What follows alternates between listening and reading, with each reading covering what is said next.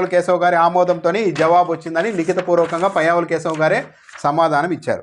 దాని ప్రకారం చూస్తే జగన్మోహన్ రెడ్డి హయాంలో చేసిన మొత్తం అప్పు, మామూలుగా డైరెక్ట్ తీసుకున్న అప్పు, ప్రభుత్వ అప్పు వచ్చేసి 2,34,225 కోట్లు, అంటే 2,34,000 కోట్ల రూపాయలు డైరెక్ట్ అప్పు చేశారు. ఇక కార్పొరేషన్ల అప్పు అంతా కలిపితే అది 1,05,355 కోట్లు, అంటే 1,05,000 కోట్లు.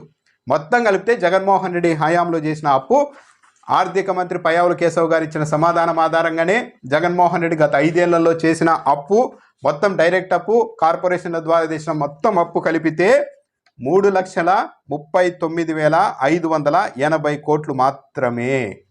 3,39,580 కోట్లు మాత్రమే. ఎక్కడ 10 లక్షల కోట్లు, ఎక్కడ 14 లక్షల కోట్లు.